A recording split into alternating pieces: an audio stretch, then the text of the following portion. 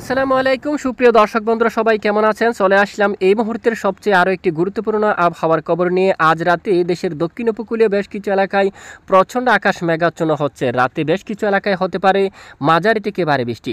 পরবর্তী 72 ঘণ্টায় রাজধানী ঢাকা বিভাগ থেকে শুরু করে দেশের উত্তরাঞ্চল, দেশের দক্ষিণাঞ্চল, ভারতের পশ্চিমবঙ্গ সহ উত্তরবঙ্গ, আসাম, ত্রিপুরা, মেঘালয় এবং বাংলাদেশের 64 জেলার মধ্যে কোন কোন জেলায় ভারী বৃষ্টিপাতের সম্ভাবনা থাকবে। চলমান দেশের দক্ষিণ উপকূলীয় বেশ কিছু এলাকায় গত কয়েকদিন ধরে মাঝারি থেকে ভারী বৃষ্টিপাত হচ্ছে। এই ভারী বৃষ্টিপাত কবে থেকে কমে আসতে পারে দেশ থেকে, এছাড়া সর্বোচ্চ তাপমাত্রা কত ডিগ্রি সেলসিয়াসে থাকবে। আর পশ্চিমবঙ্গের উপর বর্তমানে একটি লঘুচাপ অবস্থান করছে। এই লঘুচাপের প্রভাবে দেখুন বঙ্গোপসাগর খুবই উত্তাল অবস্থা রয়েছে এবং দমকা জোড়া হাওয়া বয়ে যাচ্ছে ঘন্টায় 50 কিলোমিটার পর্যন্ত।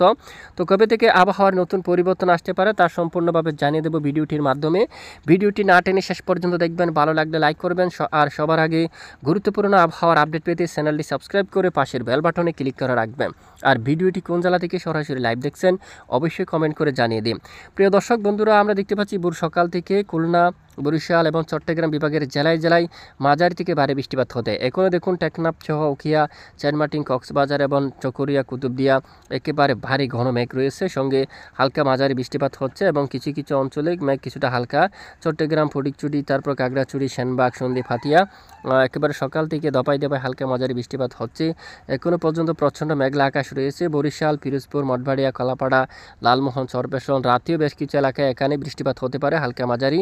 আর ঢাকা বিভাগের দক্ষিণে মাদারীপুর, শিবচর, মকসুদপুর, গোপীনাথপুর, টঙ্গিপাড়া, ঘুরুনাদি, মুন্সিগঞ্জ সহ বেশ কিছু এলাকায় আকাশ মেঘলার সঙ্গে বিক্ষিপ্ত আকারে হালকা মাঝারি ধরনের বৃষ্টিপাত হওয়ার সম্ভাবনা থাকবে। খুলনা বিভাগের অনেক এলাকায় সাতক্ষীরা, শিবনগর, খুলনা, কইরা, তারপরে এদিকে মংলা, বাগেরহাট, তারপর টঙ্গিপাড়া, গোপীনাথপুর সহ বেশ কিছু এলাকায় শালিকোপা, মেহেরপুর, ভাবনা, রাজশাহী, সিংড়া, তারপরে এদিকে বগুড়া, সরিষাবাড়ি, সিরাজগঞ্জ এই সকল এলাকায় আকাশ প্রচণ্ড মেঘলা থাকবে, সঙ্গে কিছু কিছু এলাকায় বিক্ষিপ্ত আকারে বজ্রসহ বৃষ্টিপাত হওয়ার সম্ভাবনা থাকবে আজ রাতে। এদিকে শান্তিপুর, চন্দ্রনগর, আরামবাগ সহ বর্ধমান, কলকাতা, পশ্চিমবঙ্গের অধিকাংশ এলাকায় আকাশ মেঘলা থাকবে, সঙ্গে কিছু কিছু এলাকায় বিক্ষিপ্ত আকারে বজ্রসহ বৃষ্টিপাত হওয়ার সম্ভাবনা থাকবে।